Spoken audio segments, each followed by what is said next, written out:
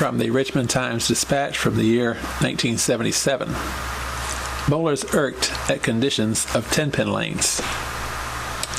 If it's true that scratch league bowlers like to complain about lane conditions and malfunctioning equipment to demonstrate their bowling knowledge, then the Casey Jones League of Champions at Tenpin Coliseum recently has had too much of a good thing.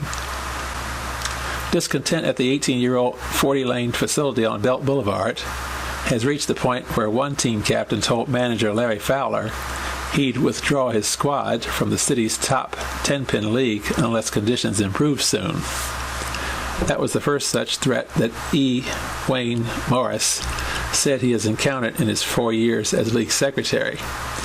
It prompted a meeting of league captains and officers last week in which Fowler explained the House's problems, and GRBA House Representative Jim Robeson made clear that withdrawal from the league because of lane conditions would not be tolerated by the city association. If you think you can withdraw from this league at this stage of the season because of lane conditions, you've got another thing coming, said Robeson, promising that suspension charges would be brought against the offending party if the threat were carried out. Fowler pointed out that problems with the pin setting machines, none of which have been replaced since they were installed in 1959, amount to some atrocious pin spots, tables, the devices which hold pins just before they are lowered to the pin deck, out of line, and several pieces with no-strike cycles.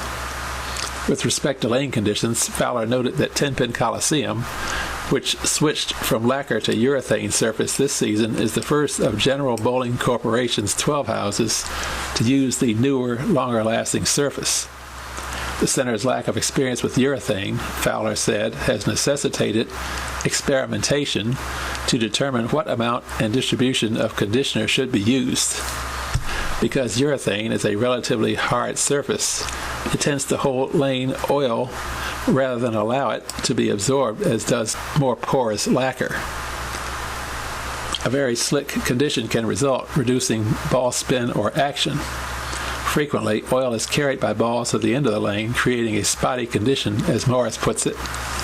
The key question for the proprietor is how much is enough, taking into account variables such as temperature and lane use. We're kind of scouting in the dark right now, Fowler said, but I can tell you that we're not going to satisfy everybody. We're trying to get the scores up. That's the best kind of publicity we can have. Currently, bowlers such as Wayne Sheridan, Jay McClanahan, and Paul Zebgolis, who would be expected to average in the neighborhood of 200 or better, are averaging 190 or less. That fact only makes Fowler's problem worse, since he knows bowlers seldom complain about conditions when scores are high. We condition the lanes primarily for the lower average bowlers, Fowler said. They're the ones who need the help. Those guys, scratch league bowlers, should be able to adjust to anything. Fowler maintains that Tenpin's conditioning procedure, by hand with cloth, provides consistency from lane to lane. It's an ABC accepted procedure, he said. Some bowlers, however, are skeptical. Bob Rochelle, who was Tenpin's first manager before going into the bowling supply business, says, "How can you be sure you're applying the same pressure on that towel from lane to lane?" There is one authority who supports Rochelle's view. In his book, The Science of Bowling Maintenance, Remo Pichetti, the president of DBA Products, said, "There is absolutely no way that uniformity can be guaranteed using this method." But Fowler notes that Ray Berhalter, whom General Bowling recently dispatched to Tenpin, that is, Tenpin Coliseum, to solve the house's problems, is one of the company's top lane mechanics. "I consider him a technician, not a mechanic," said Fowler. With the new lane man, Fowler said he expects improvement in the house's situation as the season continues.